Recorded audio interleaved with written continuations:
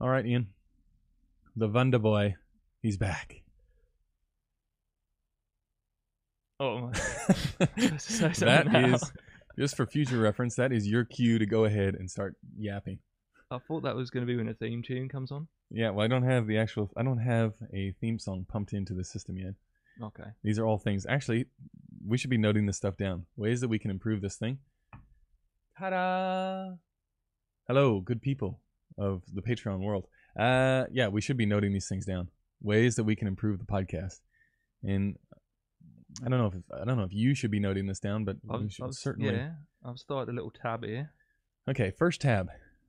We should have music during this thing. I think the production value would be upped if we had music. And I think the people viewing this would agree, right? If there was music, it'd be better. Maybe some sort of montage as well to start. Some sort of the greatest hits. Like just funny bits of me chatting to and the you guests. telling me to drag all the equipment up those stairs. anything like that. We can just add into the stream. I think people would appreciate it. Anyway, ladies and gentlemen, just in case you've just tuned in and missed the thrilling, riveting start that we've got, the Wonder Boy is back. Not many of you asked for it, right? I think there was only one or two people out of the tens of people that listen to the show. And one of them was my mom. One of them asked that Ian return, and so here he is, the Wonder Boy. Say hello to the good people. Hello, everyone. Thanks for now, having me. We don't have a camera for you, but we're gonna change that. Things are escalating here at the podcast, at the live stream, and I think the next move is maybe a 2-shot, maybe rearrange the studio. Would I be next to you? I don't think you'd be next to me now. We'd have to somehow set up like a hierarchy system where I was on top somehow, and I was shouting orders down at you. And you'd probably be able to smell me if I sat closer to you. So it's working quite well. Yeah, perfect. It's pretty hot up here right now, by the way, everyone. Yeah, but this is the first time you've been in the studio. What did you think? You've never even seen the live stream before. No, I haven't. I'm loving it. Have you seen this? Your curtains. Yeah, that red thing. I had to buy that thing. Did you? It come with the place. Oh, okay. Yeah. I thought you found it on and the little fairy lights. You see these things? Yeah, yeah. This is all very sexy stuff. I've got a question for you now. We'll just delve into all the technical stuff. Yep. How come there's no flaring? Well, that would require manpower. I'd have to have the flashlights set up. It would have to be on like one of those things that slowly turned around, so it would just ping the lens every minute or so. Yeah, okay. And those fairy lights ain't going to flare? No way. No. You got to have something that actually will travel into the glass with enough power to make it work. Yeah, okay. But not hard to do on the Lomos. But how many times have you ever seen this before? Have you ever seen a live stream? You, a live stream expert. Have you seen a live stream anamorphic? No, I haven't. Yeah, I'm still waiting for someone to say, "Hey, Patrick." It's pretty cool. It is pretty cool, actually, I must say. Yeah, nice. Sitting here next to the Alexa XT. That's it. No better way to live stream. Mm-hmm. So today we are. I mean, this is really a test. This is a test to make sure that this actually works and that Ian can provide some value in answering the questions. So if you guys are watching and you have questions for what we're going to be going over, because we're going to be talking about, we're going to be walking through some of the storyboards and talking about how we're going to shoot this commercial, which in fact, because of the nature of this business, I already shot this ad, and Ian happened to be there. But we're going to be talking about it like we didn't do it, because I imagine I'll end up breaking it down on the podcast. But I'll show you how you take the storyboards and come up with a plan or an idea that you can talk through with your gaffer, your key grip, and at least take all of the knowledge that you get from the location scout and the tech scout and try and formulate that into a plan. So that is the idea of this podcast. But first, we have been ever so slightly neglecting the Patreon questions as they come in. So if you guys have questions, where normally I would shit the bed and sort of have to stop and whoops, what have I done here? I just closed the chat for some reason. How did I hide that chat? Restore chat. Today, if you have questions during the actual thing, you can just send them through, and Ian will act as you're like a virtual them, Ian. I am, yeah. You're like a people here. A man of the people. You're a man of the people that just happen to be standing here. So let's see exactly how it's going to go. And of course, you guys are all live stream experts by now, but do not use the Patreon chat because that doesn't work, right? You need to use the YouTube chat. And if you can't find the YouTube chat, you're in trouble. Okay. Shall we get into it? Yeah, let's do it. Okay, let's do the questions first. Actually, hit me with the questions. What do we got? Okay, right. We got one here from Randy. Randy. Must be American. Hello. Are you saying that Randy is not a good name? Are you insulting the Patreon? No. I'm just saying Randy is not a name that you find outside of America. That's true. I'll give you that. He's asking a question about the Alexa LF. Okay. And if you've had a go on one, and is it different to your XT? Well, I didn't have a go on it, but I did. I had this podcast recently where I talked about it, so I'm assuming that's what he's talking about, Randy, the good Patreon supporter that he is.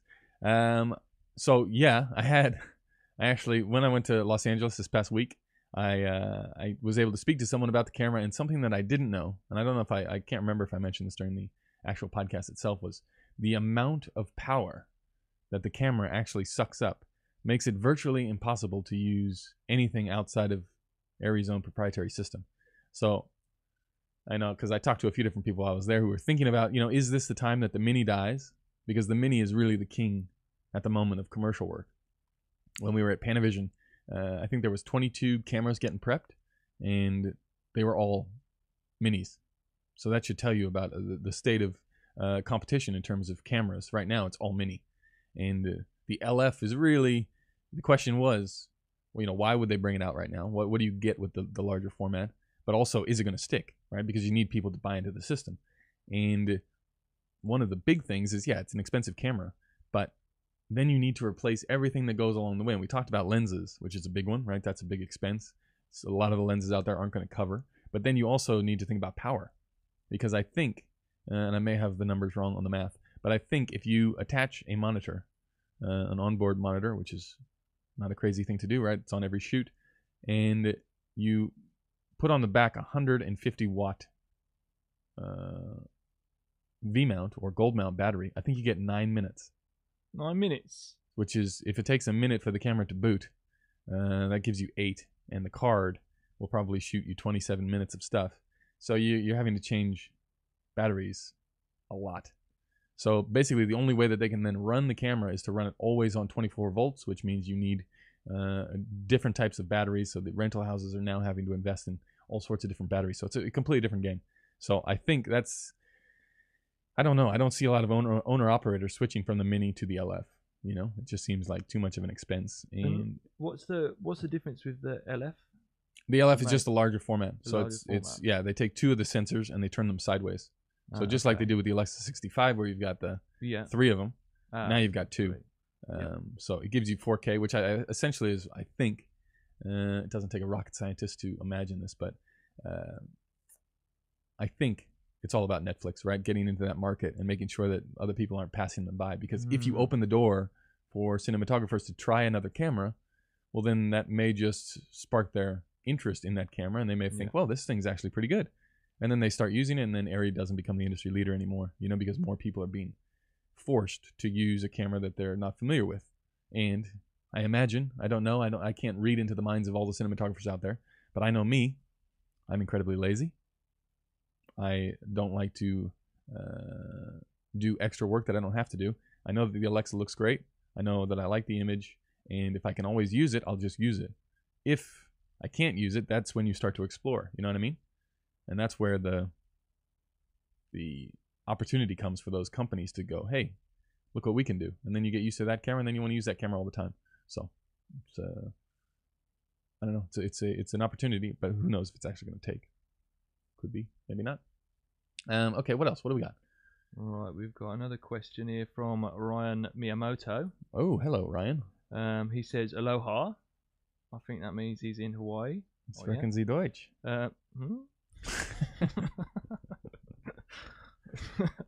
Yeah.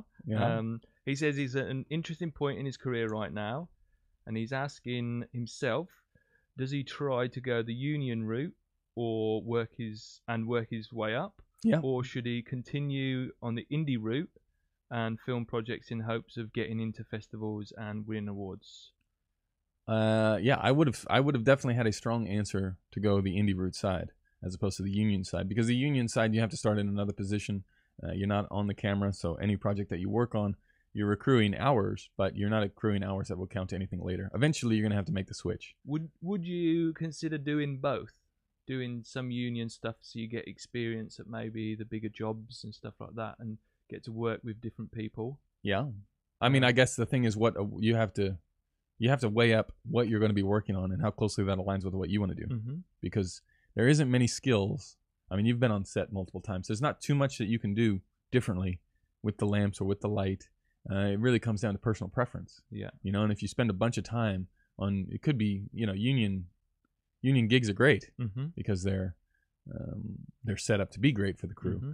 But what are you actually doing? What is that going to benefit you later on once you've done? You know, it might be good to do a little bit. Yeah. But you can do a little bit on non-union stuff and still okay. get just as big a benefit. Getting into the union is really hard. Yeah, okay. And it's really time consuming. So yeah. I would say, yeah, you probably, if you don't know anything, you probably want to start as another position where someone can show you what to do. But now there's so many opportunities to learn elsewhere. I don't know why you would want to start. If your actual goal is to get into shooting things, why you wouldn't just start shooting things? Start shooting, yeah. Yeah, because it's so readily available. And, you know, there are resources there where you can learn how to do this shit, right? There's a website, a very good website.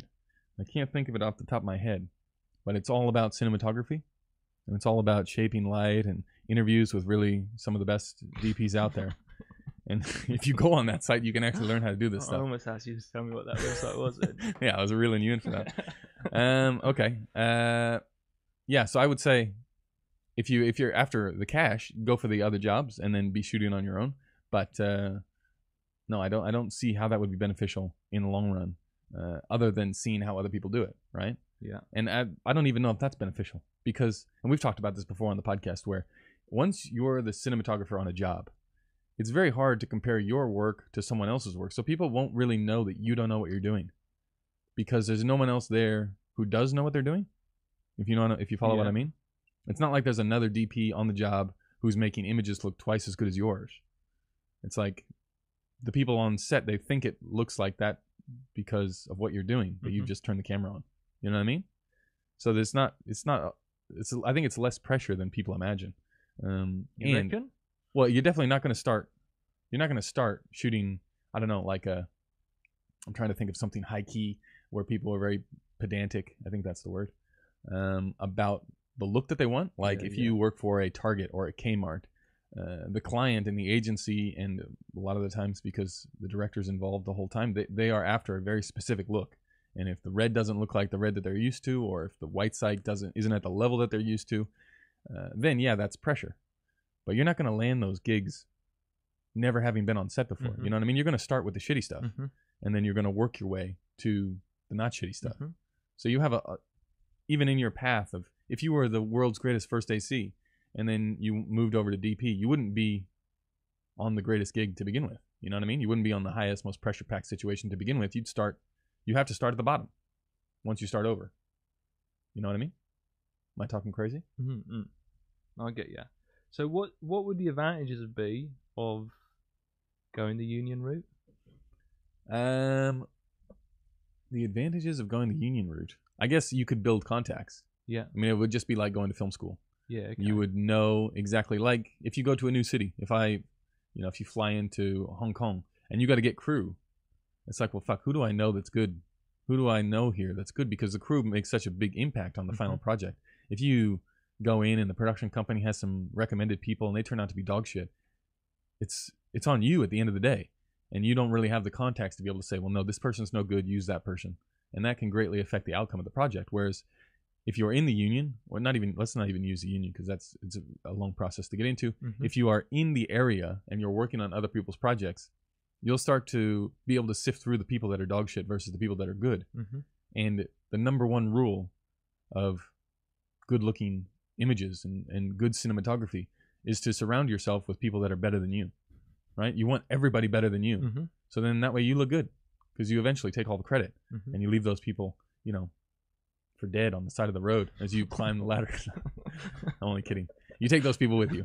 But in the end, a lot of that gets attributed to even the production design. A lot of that gets attributed to the cinematographer. It's true. And the location manager and your gaffer and your key grip and all of that sort of stuff. You can have 5 and 5 in the crew. You can have 5 in electrics and 5 in grip, and you can have all the tools that you want. But if they're shitty and their eye is no good, you can only be so specific once you get into the heat of the moment. You know, you've got shots to get through. You've got lots of things to be thinking about. If you have to think about exactly where that diffusion is getting placed or the exact type of diffusion that you're going to be using, that can take you away from doing other things, which is where the crew will come in handy. You know what I mean? Mm-hmm. So I think the advantage would be that you would know in your little market, wherever that is, you would know that who the quality people were. Yeah. And also, you know, maybe you've experienced this being on sets before, but if you're a PA, you know the other PAs, right? You don't really talk to the third electrics. You don't really flow in those circles. You talk to the other people that are around you in the same thing, doing the same job on set. So as those people move up, because no one wants to stay a PA, as those people move up, they know you and they know that you're hungry. So if they're going to do some spec project, they bring you on. You know what I mean? So it's almost like, it would be like if you weren't going to go to film school, you hop on a crew, try and get on as, you know, some low level entry position, and then you make contacts. But that would be the only benefit, because there is a and a lot of people that have been on the show have told us, especially people that started as ACs, there's a huge difference between being the guy standing next to the camera, not making the decisions, and being the person that is making the decisions. Like, the whole job is saying, yes, we're ready. That's what you get paid for.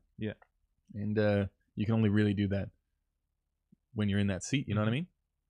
So you don't really, I don't know, you don't get much from standing on the sidelines, except learning the techniques that may be beneficial. But I think you can do that elsewhere. So okay.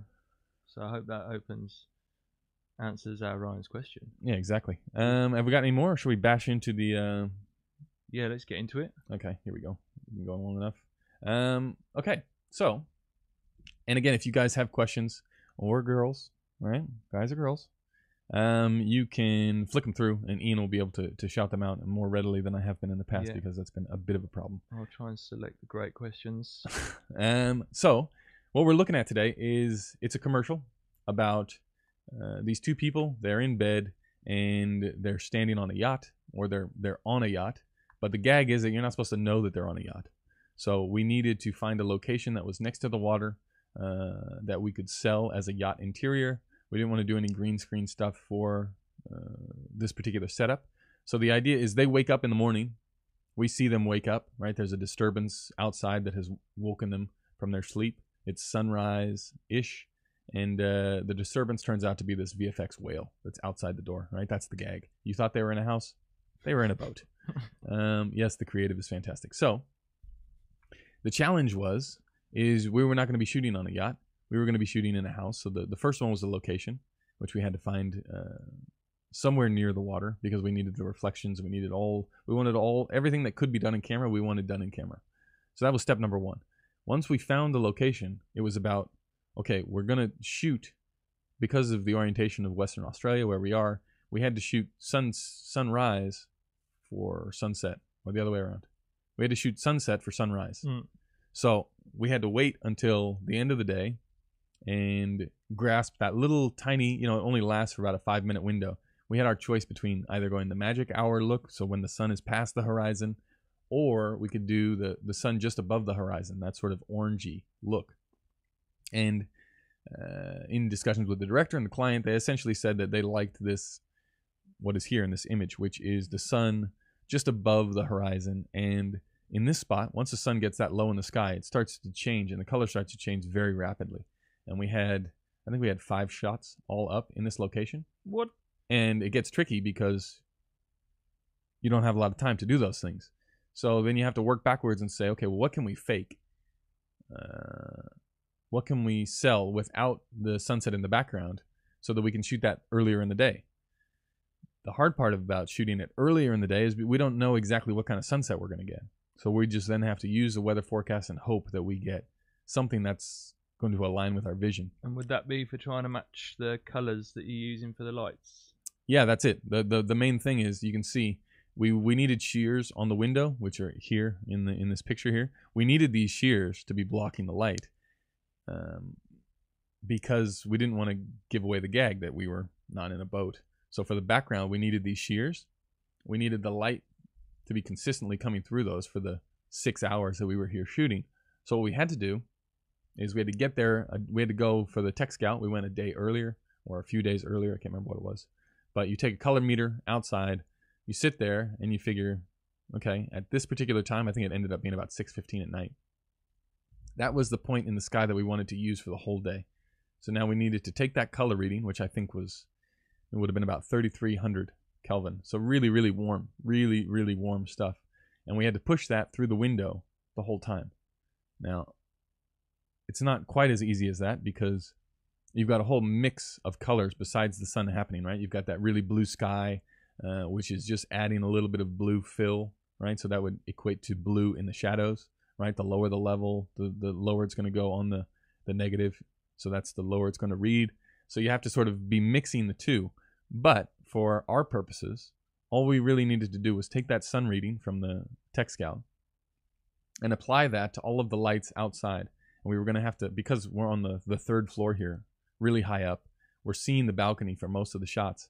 We needed to come up with a lighting solution that was going to give us the flexibility to be there earlier in the day, but also give us the color and the spread that we needed and the power. And we didn't really have a way to get gear up except for this really little tiny elevator. So everything had to be quite small. It wasn't like we were going to bring up, we didn't have the budget to throw a cherry picker and an 18K out the window. That just wasn't going to happen. So we needed a little bit of a lower budget option. So what we did was, or the plan was to come out here and put 2 Kino Image 80s. And Image 80s, they were in the last podcast, but they're basically 8 tubes, 8 4-foot tubes, Kino tubes. And you can have them either daylight, or we swapped them out to tungsten because we were going for that 3,300 Kelvin look anyway, so it was close enough. The problem is that once you get these Kinos out there and they are filling up the entire window with that warm light, you get a whole big color shift from these shears. These shears are not actually, they're like a gray shear as opposed to like a white shear. And then the windows themselves are tinted really green. So it ends up, the color coming through looks a little bit like shit. So that wasn't something that I had anticipated there would be some sort of shift. But once we got inside and measured the inside, then we had to start gelling and adding magenta and a whole bunch of other shit to get us back to that regular level of 3,200 or 3,300 Kelvin. So it sort of builds. But if we look at the storyboards, which is here, now that you've seen the location, let's see, that's not the shot. That's not the shot. There's got to be an easier way to do this. Nope. Okay, here's our first shot. So, knowing that we weren't going to be able to keep that light the whole day, that's when you start to have that discussion with the director, like, okay, well, if we're not going to have the budget for a cherry picker with a 18K in it, what we can do is we can have the framing so tight that we never actually clock the window in any of the earlier shots. So we only clock the window for the wide, which we know that we can get in that 15-minute window, and then we'll punch in, swap a lens out, and we'll get one more angle when the sun is in the right spot, and we'll go from there, right? It'll be easy. So that's exactly what we do. We go through with the director in pre-production and say, okay, where can we find angles inside this room that allow us to fake the light? So here's the first storyboarded angle. This is shot number 1 in the commercial. And what's happening here is the window is over here on camera left. And couldn't you have had the lights inside if you weren't going to see the window? Well, you were going to clock the actual the shears. Yeah. Okay. So you couldn't have them the space. And I guess the other point to remember is that this space, it looks big in this photo, which is back here. It looks big, but this is really the whole room. And we have to change the orientation of the bed. So getting like a C-stand or a lighting stand in there, 2 of them, and then the actual Image 80 itself. Yeah, it is a yacht, I suppose. They're not massive. No, it starts to get a little bit cramped. So, so we start selecting shots that give us that angle that we need. And let's see, that one, this one, there we go. So we got, this way we're looking at an angle into the room. We've got our Image 80s out to the left. They're providing enough level, and we're talking about a bee's dick of an enough level because we're shooting on the Hawks, right? We're shooting on the Alexa, 800 ISO. We're shooting on the Hawk Anamorphics, the longer side of the lenses. So this was lensed up to be a 100 millimeter shot, that gives you T3 on the 100 mil, right? Which is not super fast. 800 ISO is our friend, right? That's doing good things. Can't really see that. So we're not starved for light. The only problem is when we got there on the day, it was completely overcast and sunny and shitty and gray and the exact opposite of what we wanted. So what we had to do was we had to can out the daylight at the beginning of the day by blacking the entire balcony. And we didn't just hard black it against the windows. You build out a tent, and then inside the tent you have these Image 80s. That way you're not getting any pollution from the cooler daylight during, if it's noon, it's going to be pushing 5600 through the window. If it's cloudy, it's going to be pushing 6500, 7000 Kelvin through that window. And when you want 3300 Kelvin, it starts to get a little bit tricky. So the idea was to tent it all out, make it all one level, and then push in our 3300 through the window. So we've got that. We've got the tent up. We have got the gray sky, which we're going to have to deal with later when we actually show the sunset. We've just had a question asking what was the Kelvin on the camera. So the Kelvin was, I think we ended up at like maybe 49. So trying to make it warm, right? Anticipating that we're going to have problems with this cloudy sky outside. And then there was chat on the day. Because we were shooting ARRI RAW, it didn't really matter what we were doing in terms of how warm or not warm the level was coming through the window, because we weren't mixing light. So it would be a problem if we were mixing light and making decisions on the color if it wasn't all uniform. But because we had tented outside, it didn't matter what the color temperature was on the lights. Mm-hmm. Sorry, in relationship to the other lights, because they were all the same.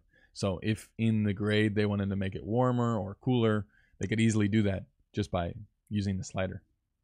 So it didn't really matter so much for this particular stuff. It only mattered when we bumped out for the wide with the window that we would have warm light pushing through to match the sun, right?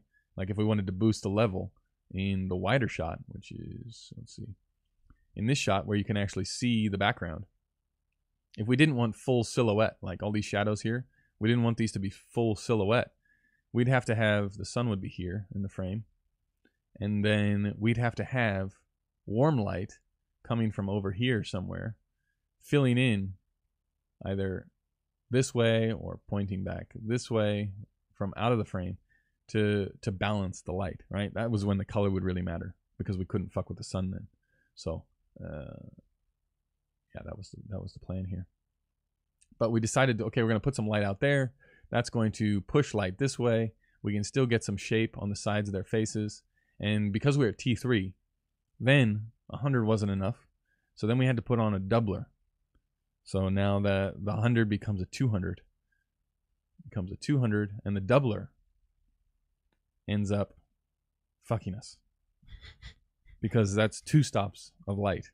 So now we are shooting at T5.6 in a room that is surrounded by dark gray shears with 2 Image 80s pushing through them. And Image 80s sounds like a lot, but it's not actually that much level. And when you're shooting at T5.6, it becomes quite a challenge to get that much light, even at 800 ISO. And how come you lose 2 stops when you double? Well, the way the magnification works to get the longer look. Yeah. You just eat the light that way, because not as much light can hit the sensor. Yeah. So you take those 2 stops out of the equation, and now you got to push a lot through. The problem was, with the orientation of the building and the way it was, it's a private residence. To get equipment up there and onto the balcony was a real challenge. And by the time we had set it all up, we were hoping to have some sort of sunlight ambience that we could leak through the tent and sort of cool things off, but it didn't work because it was so cloudy outside that the color was terrible. So we were shooting wide open, which is definitely an interesting thing when you're on a 200mm anamorphic lens and people are moving and you want to try and keep shit in focus. So it was a challenge for the first AC, but we got there in the end. So this is the idea. You would say to the director, okay, we can't see the window. This is where we're going to come in with light. This is how we can make it interesting. So for this shot, it was fairly easy. We used the shears. We pushed the Image 80 through there, and we're safe. For this one, this is when we start to see the shears in the background. This is just shoes lying on the ground. And the challenge here is that at sunrise, right, you have this very directional light, but the directional sun is being broken up by the shears. So then you have this soft light that's happening. And the hard part is getting the contrast right between you still want something moody, but it's this light that is completely going everywhere because it's hitting the shears, and the shears now act as the light source, and it's bleeding light everywhere. But you still want a little bit of crunch, right, to show some, to have some shape. So that was the challenging part here. And we used, the plan was to do the same thing. Use the Image 80s out here, pump through some haze to give us a little bit of a look inside the actual place, and then go from there. Next shot, again, same thing. Longy lens, trying to stay away from the windows, which we were just able to come up with in the Tech Scout, the orientation of the building. This is exactly how we're going to do it. We're going to have this table over here, and trying to get a spot that's very easy to light, and that works out pretty quick. Then comes the challenging part, right? This wide shot. This is what we were trying to match to all day, and we were hoping that the sun would come and peek out, and it didn't peek out. It didn't. No, completely fucked us. So you could not have asked for a worse day. And so this is when you sort of have to kick into, well, fuck, what are we going to do gear?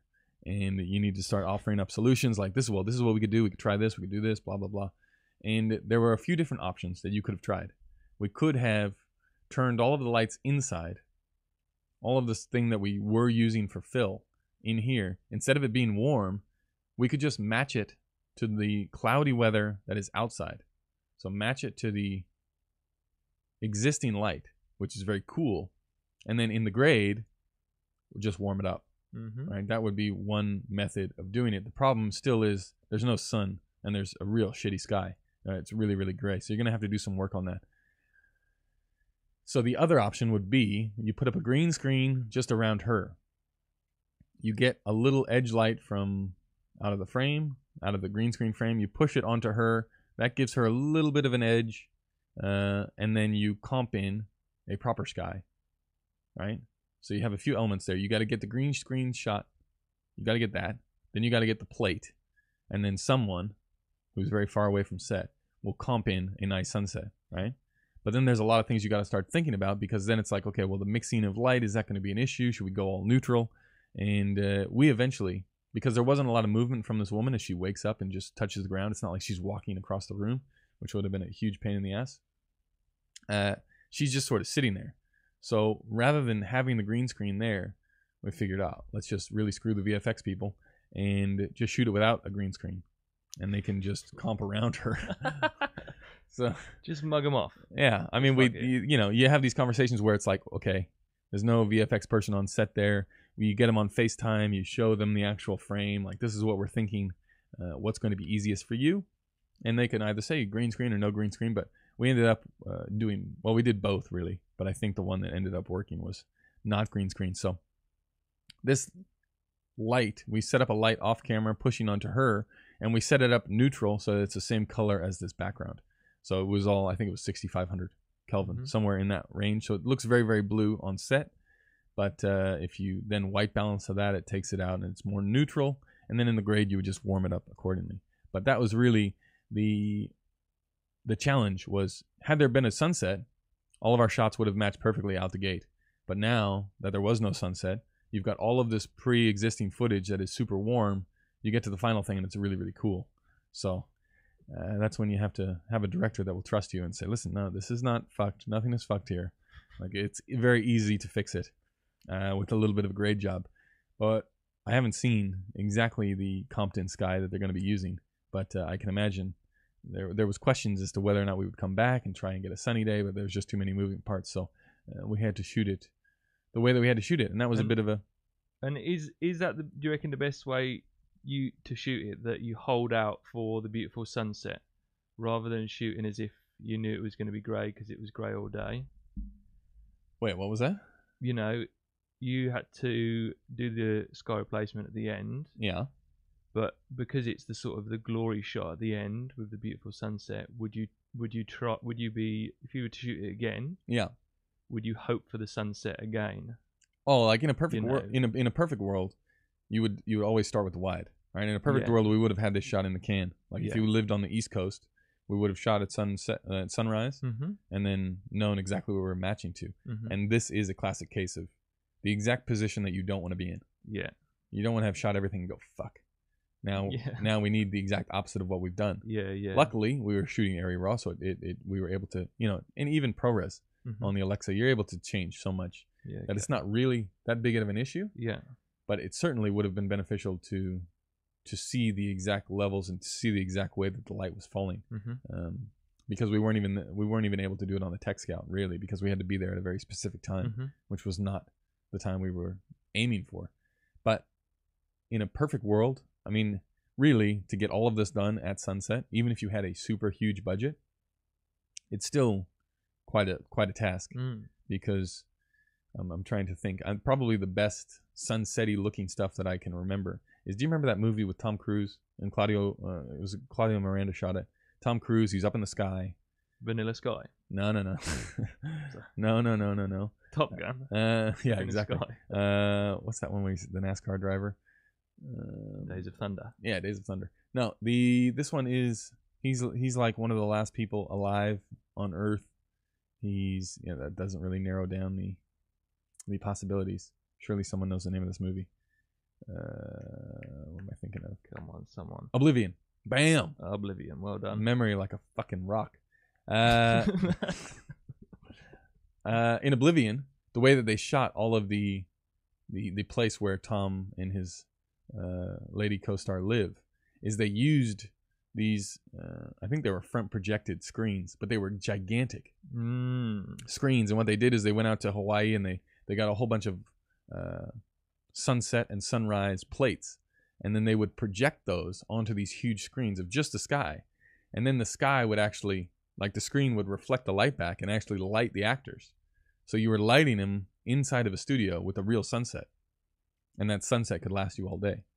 So if you were talking about, having millions and millions to spend, that's how you would do it.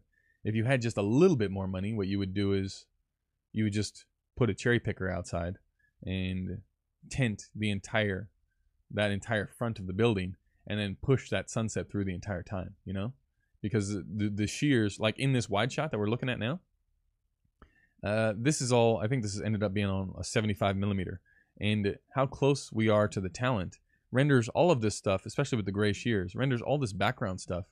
It doesn't blur out completely, but it definitely goes much softer. So you wouldn't, would you notice that this light outside that was parked just here, would you notice that was an 18K? I don't think you would. So that would be the big budget way to do it, would be to plant a big ass light outside and do it that way. You know what I mean? But we had the budget restrictions that way that just was never going to happen. So I just tried to put a link to the behind the scenes for that Oblivion movie, because I've seen how they did that with the sky replacement stuff, but yeah, I couldn't actually put it onto the chat. I have noticed that people have been complaining about links in the chat. Yeah. It seems like YouTube is anti-Vimeo. Is it on Vimeo? No, that's on YouTube as well. It's mate. I'll put it on the list of ways to improve the podcast. Yes, actually find a way to put links in. Yeah, that's a good point. That was a really good looking movie though. If people are interested in sunset and sunrise. And the worst part about that is you'll get that on almost every treatment. You will see shots from that. And then you have to go in there and be like, listen, chances of us being at the right place at the right time to get that specific shot when we're moving a herd of agency and client and crew, 50 people, getting the camera ready, getting everything set up, like that takes a tremendous amount of work. So you always have to sort of downplay those sunset and sunrise shots because it's really difficult, especially with moving parts and actors. We're recording sound for all this stuff, so the talent has to be getting the lines right. And that was really the most nerve-wracking thing for me, is I'm looking this entire day as we're shooting through these different, we're shooting the shoes, and then we're shooting the talent on the bed. Oops, that's a different spot. Here, I'm able to see that, okay, we may not be getting it on the first take, which only makes me more nervous because I know that we have a very small window of sunset where we will actually be able to get the shot. So, who knows? Oh, this was the actual sunset that we were modeling ourselves after. This is the sunset that we definitely did not get. We got the shitty gray overcast sky. But yeah, I think that was it for that shoot. And it definitely didn't go to plan. And once I get the images back, I'll do a whole podcast on exactly what went right and what went wrong, and break down exactly where lights were placed and what we did to get around it. But that was how I would initially treat the storyboards, right? You get those early on. Say you get those a week before the shoot. And this is when you can immediately start seeing, like, if you were to get this storyboard shot and you hadn't talked to the director, if you were to get, not this one, but this shot, if you were to get this shot and you hadn't spoken to the director yet, and there was a giant window parked here, you'd be like, dude, this is not good, this orientation. You may have to, rearrange the way that you're thinking about it, because we'll never be able to have that window there because we don't have the people or the manpower or the time to then tint this area as well, get a light through it, make it match the sunset. Like, there's a whole list of things that as soon as you change one element of the scene, a whole bunch of shit changes. So the idea is to minimize those issues as quick as you can once you're in the final phases of pre-production. So that's it. I think we covered it all there. Okay. Ian, anything from you? Actually, what happened to you? Did you die? The people would like to know. Because I had mentioned on here before that you were almost deported. There was rumors of deportation. There And was what happened? rumors of death. My own mum had to call me up. You were getting calls from the motherland. Mm-hmm. Okay. But actually, I sold my soul for a period, Yeah. and I had a baby. You had a baby. Yeah, and that's what happened to me. Oh no. Congratulations. Thank you. Thank you. That's good. Okay. So Yeah. that's why but you're back in the film business now. I'm hoping so. Yeah, I regretted the decision a bit of selling my soul. I went and worked for a big mining company Yeah. to earn some dollars to pay for the baby, Yeah. pay for a house, As you do. and I thought that because I'd be working away and then working back, I'd be able to still stay within the film industry. Yeah. But everyone forgot about me, basically, apart from one of your listeners. Yeah. Thank you. Enough respect. That happens. And now it's taken this time to say hello to people again, and I've got my life back in order.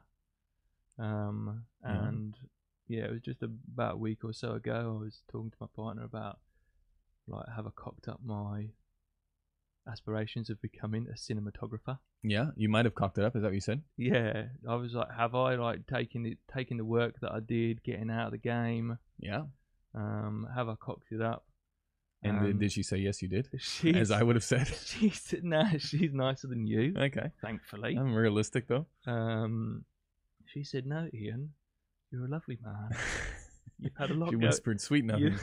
You've had a lot going on, and there's plenty of time for you to get back on it." This is true. Yeah. How old are you now? 33, I reckon. Jesus fucking Christ. Say goodbye. So, No, I'm only kidding. yeah. So that leads me back to where I am now, and I'm trying to come up with a bit of more of a plan now to Yeah. film some more cool shit. So you were basically the question that we had earlier, which is, do you go the crew route or do you go the shooter route? Yeah. And what are you gonna do? Oh, I'm gonna try and do both. There's not the sort of the union over here, which is hard to get into. Yeah. So I'll be looking to crew up on a few things just to say hello to people. Yeah. Like I did the other day when I got to say hello to you. Yeah. And then that got me in here. Yeah. True. And then I've also got a couple of projects lined up for myself where I'm hoping to borrow your your Alexa. I mean, yeah, I'm hoping to be able to get the animal fix out and film some beehives. Yeah. I doubt that's gonna happen. Yeah, okay. I was dreaming back to the A7S. It is then on the Ronin. Yeah. So you're basically you're following the advice. Yeah. Okay. So you're shooting shit on your own. Mm-hmm. And then what are you gonna do? How are you gonna take that and sell that? You're just gonna put it up on your website. You need some sort of plan. I've got a friend of mine. I do need a plan, Yeah. and I need to keep on refocusing my plan. Yeah. So I've got a friend of mine who you know, Francis Carroll. Yeah. At Contrast Creative. Hook it up. Plug. Yeah. And he's an aspiring director. He's looking to get out there and make some spec commercials. So we've been chatting about how we can make some spec commercials that benefit both of us. this will be good. This is like you for the people. You're like a guinea pig. Yeah, yeah. Because everything that I did wrong, you can correct. Yeah, okay. And you are in the time of your career where you can shape it to whatever you feel like. That's exactly right. So and all you have to do is make a spec ad that isn't shitty. Yep. You take that and you fucking farm it for all it's worth. Yep. And you pour it around, waiting for someone to give you a shot. Right? Yeah, that's the exact idea. Yeah. Of what I want to be going on. Yeah. So we've got a couple of plans. We're going to shoot some beehives for Papa Alf's honey. Yeah. I've got a bottle for you actually in my bag. Don't let me forget. Perfect.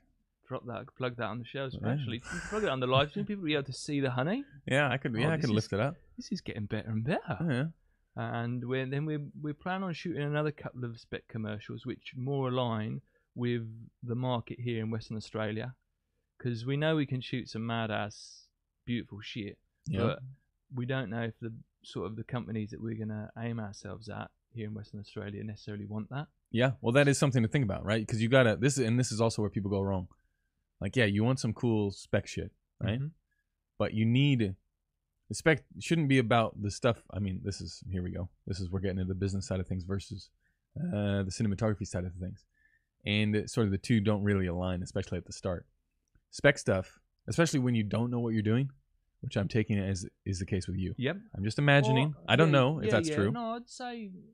Right. Well, I'll let you carry on. Yeah, because I would say that I have no idea what I'm doing, so I would put you in the same category as me. Thank you. Now, when you don't know what you're doing, it's really hard to make stuff that looks good, right? But all you have to do with a spec ad, and all that you should be wanting to do, like if you want to do your own thing and you want to create something unique and cool, that's great. Don't waste it on a spec ad. The spec ad should be made, at least in my mind, to get you work. So you have to identify, well, this is not what I don't want to be creating ads like this forever. But I see an opportunity. Like, I know I can do something cheaply and make it look pretty good. I know I can do it in one location with one talent or two talents. Something that you can do very cheaply that will slot you in to get you the paid work. And then, once you know a few things, then you go, okay, well, now I'm in this world where I can get paid to do it, right? That's the baseline. The baseline is, can I get paid to do this and support myself? Yeah. Once you get there, you sort of got to get there by eating dick, right? You're doing terrible ads. Yep.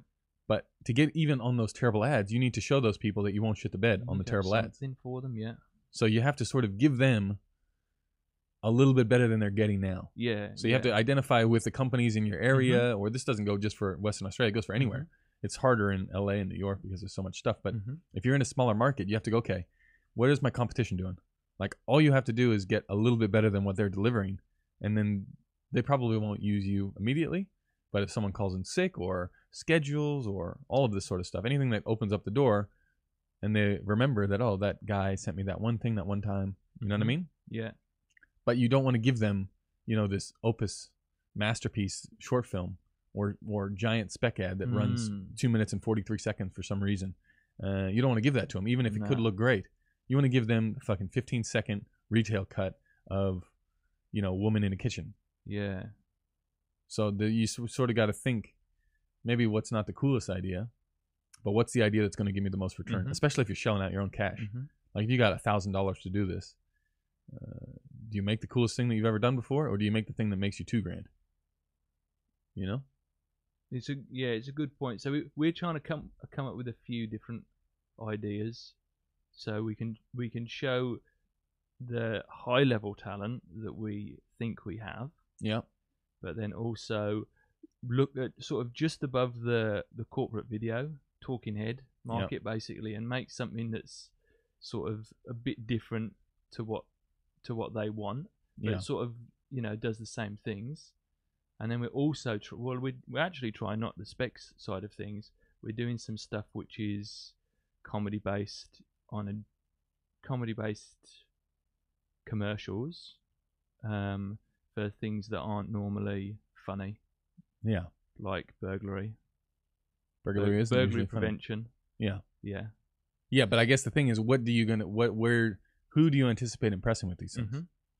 That's what you've got to think about. Are you trying to do you want to show other directors in town that this is what you can do? Do you want to show other production companies in town this is what you can, you have to identify who you're trying to impress. Yeah. and what the shit that they're doing. You know, I think I guess just from the outside, I know that's what I did wrong. Would be identifying the wrong people. Like, yeah, of course you want to. And who did you try and identify first of all then? Well, I didn't really do the spec route at all. Yeah, okay. I never did that. Yeah. I did the opposite way. But in looking at it now, I mean, there are stages where there's definitely a time. Like now, I'm in the stage where all the people whose opinions matter when it comes to my work is directors that hire you, right? I don't really have to worry about getting vetted by an agency or anything like that. If the director, at the level of stuff that I'm doing, if the director says, yeah, he's good enough, then, or this is who I want to work with, ideally is what you want them to say, then you get a pass. The only time that doesn't happen is cars. So I've had directors before put me up for car jobs and they just say, okay, where's the car stuff? And if you don't have any car stuff, you're fucked. So that is still different. Yeah. But now, like if I was director X and I was working with a local agency and they said, okay, who do you want to work with? It's like, well, I know that there's only a few people in this region that the companies are familiar with. And then I say, well, I want to use the Wonder Boy. And then the agency go, well, yeah, never heard of the Wonder Boy before. And you're like, what the fuck? Do you not listen to my podcast? Let's see what he can do. You know, that's where you have to have something that you can say, this is what I know that you do. Here's a version of it a little bit better, you know? And I think that would fast track you from getting stalled out in the land of shitty corporate. You know what I mean? Yeah, yeah. So you reckon that I should shoot higher than what I'm planning on shooting? No. Okay. I'd say I'm fucking chewing gum on a live stream. I would say. No, I would say identify the production companies and trying to make this as general as possible for everyone, not Western Australian based, but say there's 5 production companies, right? You have to identify which one of those production companies gives you the best chance to get in, right? Yep. If there's someone doing high-level Nike shit, the chances of you ever getting in there is 0. Yep. The chances of me ever getting in there is 0. Like in terms of the first step. So you need to think about the first step first. So here, who are the people that are doing stuff that maybe doesn't get on TV? You know, there's a few different production companies, and I won't name them, but there are a few that do lower budget shit. I need to find those ones. You sort of want to be heading into that world, because then you get into the shitty TV ad world. Yeah. And then from the shitty TV ad world, you get into the shitty retail, or you get into the retail world, retail with budget, and then from the retail with budget, you get into the brand. Yeah. You know? And I'm sort of in that between zone where you get a little taste of brand and budgeted retail, or not budgeted retail, like normal level ads where you get proper crew and all the shit that you need to get retail ads done.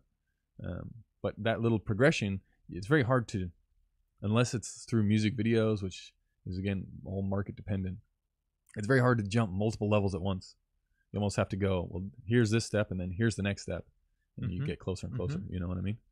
We've just had a question here from Frederick. Yeah. And he's saying the problem in Sweden/Stockholm. It's cold as shit. Is, apart from it being cold as shit, he's saying there's a big gap in the directors. There's a lot of directors working at the high level, and then there's a big gap to the no budget stuff. Yeah, I mean that's essentially what we face here. It's the exact same thing. You're never going to get. What's going to be very hard for you to get a high level director to switch to you. Like the chances of that is almost 0. So you have to almost discount that that out. And then you've got an investment. You got a few different options. You can come up with some shit while you're in Sweden and go, this stuff is pretty good. I need to take this and then make a run at it in person somewhere else. That's one option. Fleeing the country. Yeah, well, you got to go somewhere where the work is. Yep. If there's no young directors who are hungry to do commercial stuff, then there's not that many ways around it. Like as a cinematographer, you're not going to be making up your own projects. If you don't shoot moody dramas, I don't know what else you do in Sweden. Yeah, I'm not sure. I don't have any racist slurs. Swedish. I don't know where you're going with that. I don't have anything derogatory about the Swedes. They do moody dramas so well over there. Well, they do. And one of the best parts about being in Sweden for cinematography is that very hard to blow out the highlights. Like almost impossible. You know, it's always overcast. It's like it's just built for that mood. So that's why, at least that's my excuse for why their stuff looks so good. Very, very prestigious for such a. Why is it a small country? Yeah. Is it? Compared How many people in Sweden? How many do you think? I reckon about 15 million. 15 million people in Sweden. I'm going to go higher. Give me 20. Okay. Oh, 10 million. 10 million. Boom. The Wonder Boy coming up strong with the 10 mil mark. Okay, you were closer. Yep. Yeah. I forget why we wanted. Oh, because it's so small. Like 10 million people. They got a lot of good cinematographers. I may be grouping the Nordic countries together, but I'm pretty sure there's lots of good cinematographers there, right? I have no idea. This is quickly crumbling. But my advice would be, if you don't have the time, depending on your age, or the circles that you travel in, if you don't have time, there are definitely people who are young and hungry in all the markets looking to do shit. It's about getting your name out there. Like even now, we're in the same exact market, you and I, Ian. Yep. But I run in completely different circles. Fair enough. Like I don't know anybody that you know that makes films except what was the dude's name that was on set that is your little friend? Elliot. No. Oh, Elliot. Okay, but Tobias. Oh yeah. Like him. I know he does something on the side. Yeah. I don't know what he does. It's more your world. Yeah. But like in any market, there are people that are hungry and looking for stuff. You just have to identify them, and then you have to have the time to say, for the next couple of years, I'm just going to eat dick and don't do it literally like on the street, but just like as in not make much money and have to maybe do the crew thing, and work your way up that way. But if you were struggling and on your own and you couldn't identify anyone that could possibly be advantageous in the future, or production companies that will give you a shot, then I would say use all of the contacts that you have in your little spot and shoot the best thing that you can, like we just talked about before, where you're sort of shooting for the situation that you're going to be getting yourself into, right? If you were moving to New York from Sweden, you'd have to identify hot dogs and stuff like that. You are just on fire with the derogatory country slurs today. Hot dogs. I don't know if that's a New York commercials. People eat them in New York, don't they? Yeah, no, I was thinking more along the lines that you'd have to identify production companies. And even now it's so easy because now you can reach out. Instagram has become the new business card. You can reach out to the people on Instagram and say, hey, I'm coming to town. Can we meet up for a coffee? Or can I come in for a chat? Or can I come in to talk about the work? I'm a really big fan.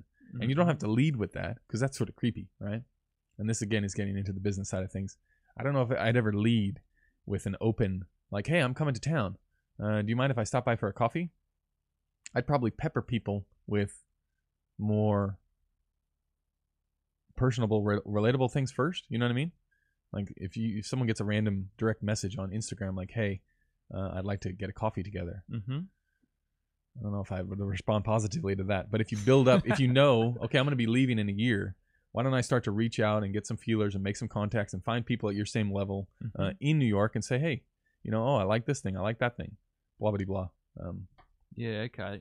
I might start doing that because I'm going to New York in August. Are you? Yeah. For work? No, we're going for a wedding. Oh, yeah, you told me. No, dog shit. Upstate New York, but maybe I'll try and get some work while I'm there. Illegally? Filming hot dogs. I think you just admitted on the live stream that you're planning on doing something illegal. I'll get a green card. Oh, okay, perfect. There you go. Bases covered. Yeah.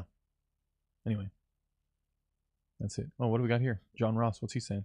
John Ross is saying, talking about getting the best gear possible.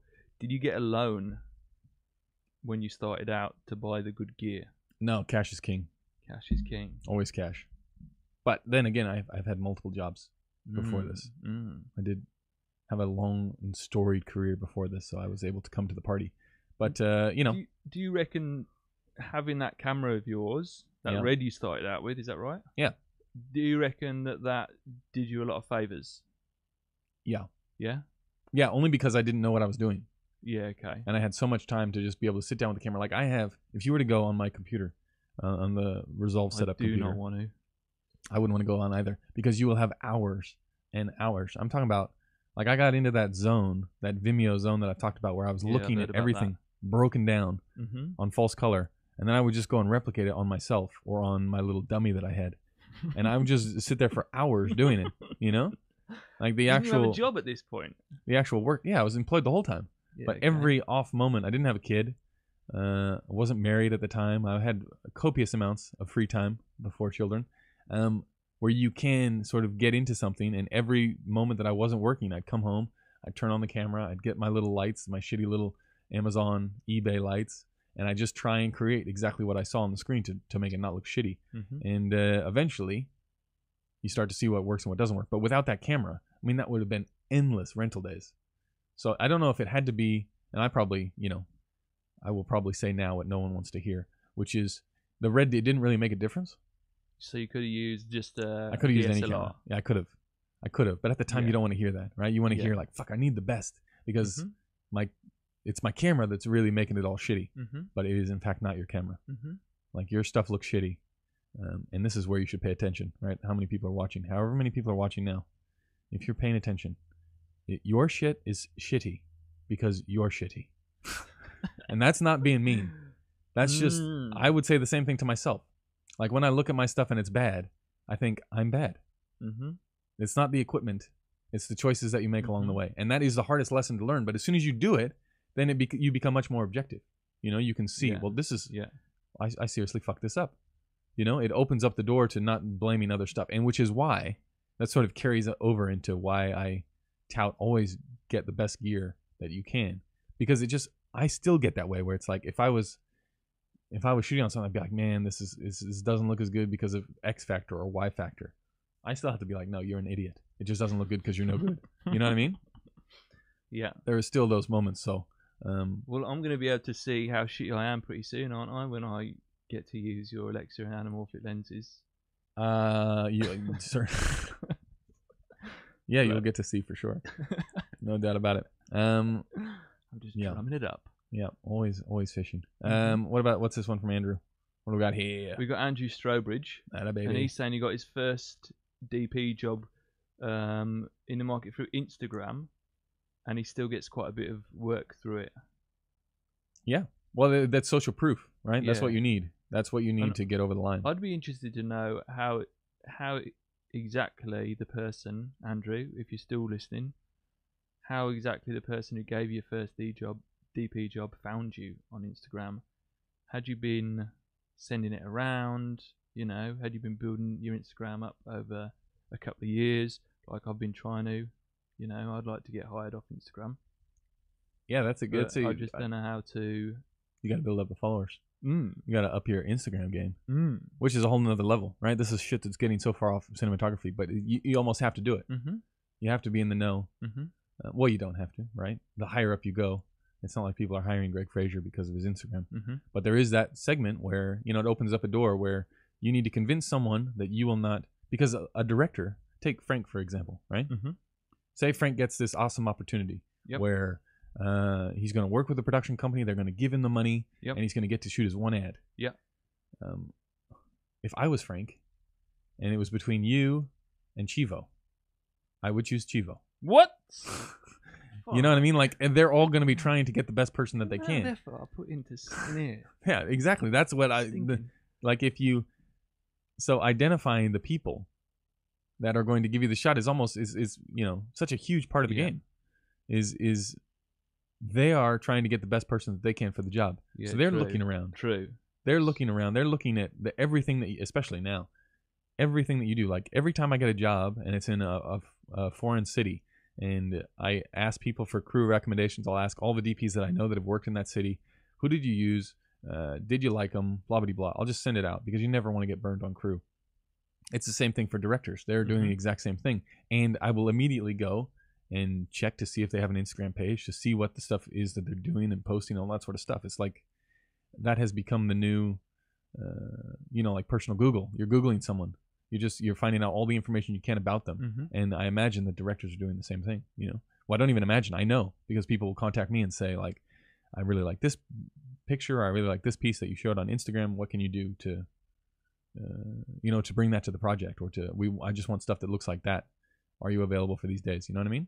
Mm-hmm. So it's tricky, but you spend so much of your time not on set managing these issues that not a lot of people don't talk about.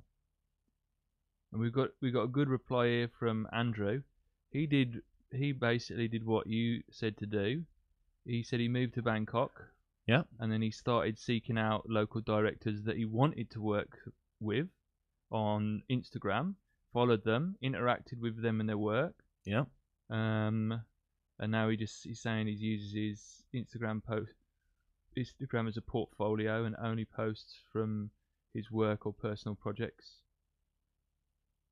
Yeah, I mean that's a formula, right? There is a fine line though between, and I guess it's the same thing if you were hitting on girls or something. There's a fine line between being the creep and just putting in the effort. Yeah, right. Like you have to imagine that, it's like the golden rule. You have to imagine that they're going to interact how you want to interact. Whereas if you got some weird message saying, "Hey, I'm random. I'd love to work with you," you probably would ignore that, right? You probably wouldn't answer back. But if over the course of 6 months or 12 months or however much lead time you have before you're moving to a place, you can make those connections. And everyone's doing it. I talked to, when we had Rob Chu on the podcast, this dude's he is a tier 1 director. Like, it doesn't get any higher up in terms of commercials. He does amazing shit. And he's doing the same thing. He's reaching out to people on Instagram. He's commenting on their work. He's building those relationships as well because sometimes your DP that you want to use won't be available, and he'll need other resources. So even as high up as you go, there's opportunity to use those communication avenues to forge relationships, because it is. And even talking to Garrett today for the podcast, which comes out tomorrow. Another American name there. Yeah, he still, he gets most of his work from personal relationships. It doesn't matter how much commercial work you've done. It still really is a director recommending you to another director, right? No intro is better than having someone else do the work for you. So it's all about building those relationships, and Instagram is an awesome place to do it because you don't have to be too freaky. Astro Bridge is his Instagram handle. Let's see, bring it up. Let's see if it's dog shit. Let's get to the bottom of this right now, Andrew. Right. This is it. This is where we have gone off the rails on this live stream. We have turned this into a Astro Bridge. I could use a beer. Bangkok. I've been there a few times. Bring it in. Oh, you can't show me. This is it. We need to fix that I'll have to look it up as well. Oh, I can see him. Oh, this is good stuff. This is. Let's see. This is good stuff. I don't know if I trust your opinion. This is. He looks like he's. Yeah. I'll tell you what. Someone, I can't remember who it was, but someone yesterday, I asked for. Good work, Andrew. I asked for projects that we could talk about on the live stream. Somebody sent me this music video that said it had no budget, and it looked fucking amazing. Yeah. Absolutely amazing. And we've had a bunch of people in the Patreon group who have sent shit through, and I'm like, man, what are you doing listening to this podcast? Okay, let's see. You've got to keep learning, Patrick. This is true. And actually, Garrett told me he listened to the podcast, which is kind of fun. What am I looking at? Astro Bridge, cinematographer extraordinaire. I reckon Chivo probably listens to the podcast as well. You think so? When he's not walking along the beach. He's given us some Instagram. He's given us some Instagram likes before. Oh. Yeah. Okay. Bangkok is cool, right? Hey, this is it. This is the fucking music video I was talking about. This is a still from it. That's what I'm saying. I didn't have any money. This is like the. It's like he didn't say it looked shit. Yeah, I know, right? That would have been awkward. This is what I was talking about. There's a still. Let's see if I can find it. So you can't put any links in the YouTube chat. Is that what we've decided? You can. Yeah, you can't put any websites. You can put. Oh, fuck me. He's already put his Insta in there. I can't imagine that people have followed along this far with the live stream, but there is on Astro Bridge's Instagram. There is a picture where I was talking about yesterday. There is a difference between like having the image not have any contrast and having it fade into darkness in a not good way, and then there is just getting just enough information in the toe of the image that it looks really good. Little lick. Well, it makes a big fucking difference. Like, look, okay, I'm looking at Astro Bridge's page now, right? And if you go, not the old bag, not the apartment shot, not the building shot, not the light shot, not the street shot, but the next one. You see that lady, the sort of nun-looking woman? Yep. With 123 likes. Yep. One comment. Yeah, one comment. We should 124 likes. Did you make 124? Let's see if I can make 125. This is all real time. Yeah. Astro Bridge is following is going to go up, I reckon, by about shit, I hit the 10. You think? Yeah. How many people do you think will follow Astro Bridge from this live stream? I'm saying 0. I'm saying 0. I follow him now. Okay, well that's you just fucked it, didn't you? That whole spiel I just anyway. That image of the woman, that's that example. Whereas yesterday on the live stream we had I can't remember whose project it was, but the density it was just a little bit off. Where this density, this is much more in line with what I would say if I was looking. I'll bring it up here. That way we can see. If I just bring this thing over, that way we can talk about it, can't we? Should have thought of this earlier. Make the window smaller, and then switch over like this. Ta-da! So this is what I'm talking about. Like this density, like this is that last little 5% when you're on set, where you're like, fuck, I need to get this denser. I need to create some black in there. Anyway, that was shout out to Astro Bridge. That's another thing, like because you're just starting out your career, should you come up with a nickname? Could you get yourself one of those those one word DPs? Like there's a lot of one word directors. Yeah, there's a bunch, and there's a lot of people that have fake names. Twin. There's Twin. There's Dogboy. Norman Bates. There's Director X. There's a bunch of those guys, but we haven't had a DP come on the scene yet that was just one word. Apart from His Highness Chivo. Well, yeah, but that's like he's so well known that it's really Chivo doesn't really work. I guess that makes sense. Wonder Boy. Yeah, Chivo's one. Wonder Boy. Okay, let's do. Yeah, I think you think about one word. Wonder Boy, just Wonder Boy. What about that? Imagine if you had, like, say you were in a production meeting and you had someone say, okay, who's doing this? Who do you think is going to shoot this? And the director's on the phone call and there's fucking 15 creatives sitting around a table waiting to decide. And he shouts out, oh, I've got a great hookup. I know the Wonder Boy. He's going to be shooting it for us. I'd be like, fuck yeah, Wonder Boy? We're getting Wonder Boy on our job? Like, that's amazing. He had a break in his schedule from shooting all of his wonderful shit. It would be Wonder Boy, wouldn't it? Wonder Boy. Yeah, you'd have to get those. You got to get those little dots above the. Is he German? Nobody knows. Exactly. Yeah, and that way, it's like there's one of those places in one of the places in Australia. One of the production companies has a society, so it's like the Glue Society, and you don't know who's actually in it. Because no one would ever know who the Wonder Boy was. Like, if you were on a job, but Wonder Boy still wanted to make some cash, I could be the Wonder Boy. You know what I mean? That way no one would ever know who the Wonder Boy was. Do you have to wear a mask on set? No, because they don't know you. Like, they just booked Wonder Boy. Okay. And I show up and say, yeah, I'm Wonder Boy. Oh, okay. You know what I mean? So we could be working like twice as much. Okay. I think I'm onto something. You can't steal the Wonder Boy, though. That's mine. No, you can if you want. You want to be booked by the Wonder Boy. Well, you haven't actually... You haven't claimed it yet. Changing my Instagram right now. I'm changing my Instagram right now. Wonder Boy could be a wave of the future. A Wunder. I might be just a Wundering DP. Yeah, exactly. It's a Wundering. Okay, so we've been going for a while now. Let's see one more. Let's do one more question. What do we got Linus. Here? Yeah, let's do that. Should we go? We've got Linus. He's saying he's currently making the move from agency filmmaker to freelance DP. Letting go of the safety net. Oh, it's good you got a safety net. He's letting it go. Any inspiring words? I would say definitely don't get ready to eat dicks. I'm assuming that's what you're writing there. I think that's generalist filmmaker to a single role. I think we've done that, really. The idea that you were sort of going through it as well, Ian. Where you're known for a while as the person that will do any job. And I think that's the best way to be. Yeah, okay. Because you get hired. I know that the next time, and this is unfortunate where it doesn't really work, I couldn't really bring you on in any capacity. Yeah, I know. Because you get, like, I get 3 key hires. That's all you get. And then those people, then they get their key hires. You know? But nobody wants to work with a dickhead. So if you're the nice person, especially when you're starting out, if you're the nice person that does all the jobs before they get asked, generally, if there's a sickness or something, then that's the person that gets asked back. So if you're moving into a single role from general filmmaking, I don't know who's going to hire you.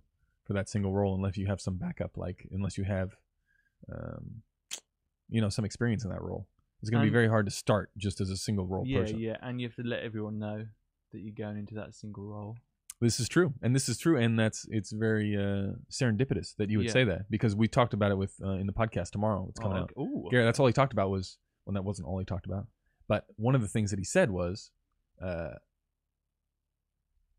just saying it out loud, because he wanted to get into commercials, and he was saying, it's very hard to make that initial break, but he just started telling everyone that he knew in any capacity that, what do you do? Oh, I shoot commercials. That's what I do. I'm involved in shooting commercials. Do you need anyone to shoot commercials? That's me. And it sounds like a bit like you're whoring yourself out, but realistically, if you're transitioning, you need to let people know. Yeah. Because those initial contacts are going to be able to spread the word way better than anything else, right? It'll probably give you some confidence as well. Yeah. In yourself. Yeah. The more you say it, it's true. The more you believe it. Very true. And yeah, I mean, I'm trying to think of other things that would help if you were going from agency film. The good thing about being an agency filmmaker, which I'm assuming that you're saying that you worked for an agency and you would do like little behind the scenes stuff for them, or you would do little promo videos that didn't have budget for a full production company or something like that. I'm guessing, Linus, that's what you're saying. And doing editing and things like that. Yeah. Yeah. The good thing about that is you have contacts inside that agency that, should something come up of a budget that you're comfortable with, and it is a shame that that's what it comes down to, but really it does come down to that at the beginning. It's like they've got $100,000 and they're going to trust. They don't think about that when they're talking about gaffer, and when you talk about grip, they don't think about trusting that person.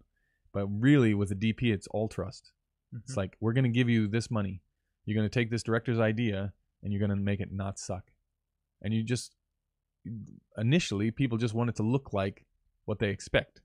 When you're making a name for yourself, they just want to make it look like it was expensive to make, because the production company is hoping that the ad agency doesn't turn around and go, this looks like ass. Like, you completely fucked this. We gave you all this money and you completely hosed it. And then the production company has to reshoot, or, there starts to be problems. They just want a smooth, easy sale. And that's what you're doing when you're starting that thing out. You're just you're hoping that that isn't going to be the case, So, I don't know. I completely lost train of thought. We've been doing this too long. Well, good luck, Linus. Yeah, good luck. And let us know how you go. And send in, if anybody is still watching this, make sure to send in projects for next week's live stream. Because we are back doing the live streams. I don't have an away job for another 2 weeks. So we're here, live streaming up.